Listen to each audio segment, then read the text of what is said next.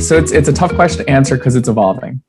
And I think the best way to look at it is there's two different types of risk and the way that you model it. So you've got kind of the traditional non-scalable risks. So those are going to be the property, the auto, the other types of things where there's only a certain amount of loss that you can have. So like, let's say you're writing property policies for businesses across the country. Only a certain amount of those businesses are going to burn down on the same day. There's only a certain amount of loss because you know exactly how much that building costs. So it won't scale beyond something. Any outliers you can kind of project using like traditional, bell curve. So we know this is the worst case scenario. If we write a bunch of policies, this outlier is going to happen, less and less, or it could happen more. But because we're collecting premium across this entire book of business, we're going to be able to absorb those losses more easily. Right. Shifting to cyber, which is more of a scalable risk, that's in your pandemic category, where it is very hard to model. And the other piece is that the law of large numbers that you can usually rely on for the traditional risks doesn't necessarily work as well, because what you don't know, think of the SolarWinds, Microsoft Exchange vulnerabilities, exactly, are more important than what you do know, your technical controls, the things that are working today. Right. So right. That's why it's hard for us to say, how much does this cost and then how much you should buy. That being said, what we try to do is do a baseline based on, what we believe, based on what we've seen from our other clients, what they're purchasing. We have enough data where we can at least do a little bit of modeling there. And then we can also recommend limits based on the type of business. The challenge that we run into sometimes is we're capped with how much we can provide with any one carrier. So historically, we could do up to $10 million with one carrier. Now it's been chopped back to 5 typically. So we would have to layer up on limits. There's modeling services where you can model risk. Some of them are good, some of them are bad. I think it helps. It's kind of using, at least you've got some data points. But again, modeling and saying this is how much you should buy or this is how much your risk is, it's very difficult. Yeah, I agree. I mean, it's something I try to explain it to people in the way that you've got systemic versus non-systemic risks in this scenario, where like you compare it to like homeowners insurance. Like if you're worried about houses burning down, there's some risk that you might burn your own house down. And then there's some risk that like, there's a wildfire and your whole neighborhood burns down. But in cyber insurance or cyber risks, you've got your non-systemic risk, which is, you could do something to cause a breach. Somebody could do something to you that causes a breach. And then you have systemic risk, which is something could happen and all the houses could burn down. Like Microsoft could be hacked and then everybody's screwed. Or some major breach could affect you in a way that is, the same as everybody else. So I think that's a great way to think about, and think about more people moving to the cloud. So let's say we're a broker. So we kind of sit between the client and the carriers who are doing the underwriting. So imagine you're an underwriter trying to assess this risk for a business that outsources their data processing to 5 different cloud service providers. You have no ability to underwrite those cloud service providers. You have no idea what they're doing to protect the data. All you can look at is the business. So it's just a very complex risk to underwrite. Totally. And how do you think like things like SolarWinds and stuff like that has changed the cyber insurance? Directly and quickly, I would say. Yeah. So carriers reacted very fast. So some carriers, what they've done is started to put exclusions in policies. They call them specified exclusions, and they'll actually list them in the policy where it says, if you've got this versions of SolarWinds Orion, whatever version it was, it's going to be excluded, because then it becomes a known prior act, which is typically excluded anyway. But but they're making it very clear that if you have this specific version and it's, still running, any claims from it are not going to be covered. Same is happening with the Microsoft Exchange vulnerability. So I've seen both of them pop up. The other thing that it's doing is it's changing the way that the carriers are doing the underwriting. So for a while, you had a lot of different insurance carriers writing cyber insurance, and they were trying to compete for the market share. And I've never been in that underwriting position. I've been kind of in the broker position.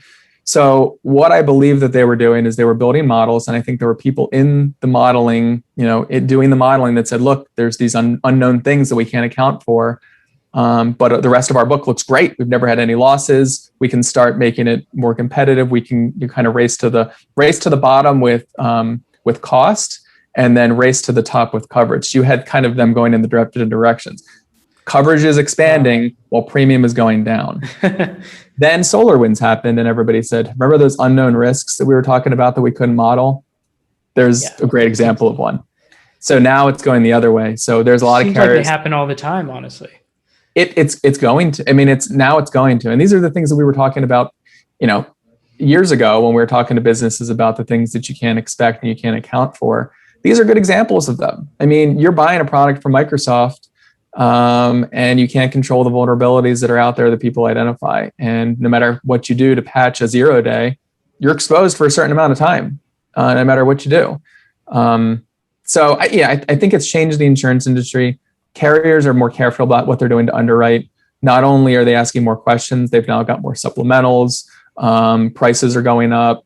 The good thing that I'm seeing is that I believe they're starting to interject more technology, not only into underwriting, but also into protecting businesses. So I think some of these things have to happen as the cyber insurance industry evolves.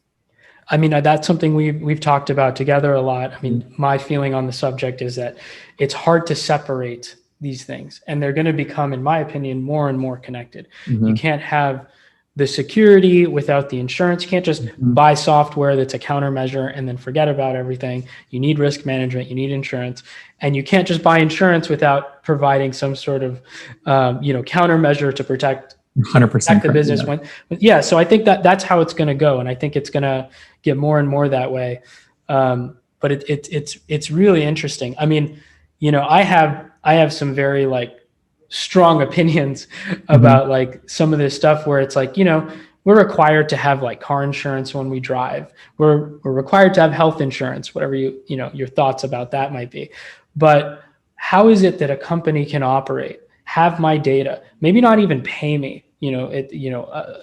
Facebook's a big company and I like them very much and they've got plenty of money. So I'm not worried that they won't have money to cover their things. But there's lots of small companies. There's lots of companies that are rapidly growing. You talk about the Clubhouses of the world and all these other, new age apps.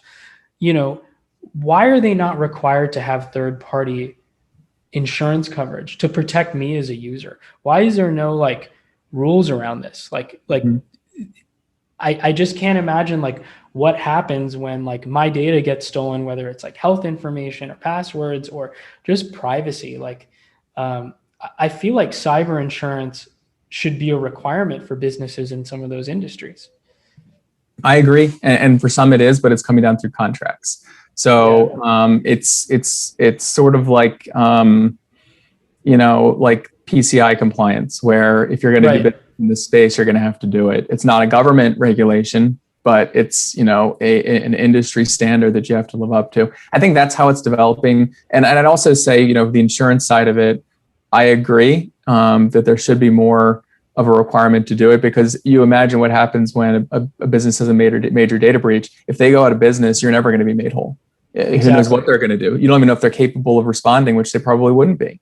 So unfortunately, I think it's going to be, it's consumers and the industry pushing on it.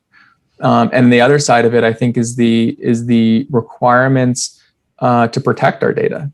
I have no confidence in any business out there has both the ability to protect our data or knows what to do when something happens. Now, every state has a data privacy requirement for certain personally identifiable information. But what if it's not PII? What if it's emails and other types of things that doesn't fit the definition? Yeah. They should probably have. What if it's my vacation photos? Right. Exactly. Yeah. So I think there's a lot that, I think it goes beyond us as a society. We need to take data privacy and security seriously. I think a big challenge for small businesses is the expense. If you think of all the things that you need to do to protect a business, it's expensive and it takes expertise. And I don't think it's an awareness issue anymore. I think for a long time, it was most businesses just weren't aware of the risks. I think they are aware now. I think it's now the ability. They think that it's just too complicated and complex. They don't know how to buy it. They don't know what to buy for insurance. They think they're covered. Maybe the broker that they're working with isn't as experienced with it. they've got an MSP who says that they're covered, or maybe they have nobody helping them. But there's no real guidelines or guidance. And I think in other areas, there's either incentives or some type of stick that requires people to comply. And there's nothing like that for the majority of businesses. I think it comes down to consumer demand, honestly. I think it's we as consumers need to expect this. I remember, I'm old enough to remember when like organic started to come into supermarkets, and like there were all these stores that like didn't have any organic products. You'd walk into Walmart or Target and there's like nothing that's organic. And it's like, well, when are these chains, these supermarket chains or discount carriers going to start having this stuff? And it's like, well, when consumers demand it, they will start selling only organic stuff. And that's literally what's happened. So you can like walk into your local Walmart and they'll have tons of organic options. Well, the same thing is going to happen in cyber. I mean, I think the average person like relegates the responsibility for their security to like, the government or their device manufacturer or worse, like the company they're dealing with. So, we have to understand that like it's our right and our responsibility as well to hold these people accountable for it.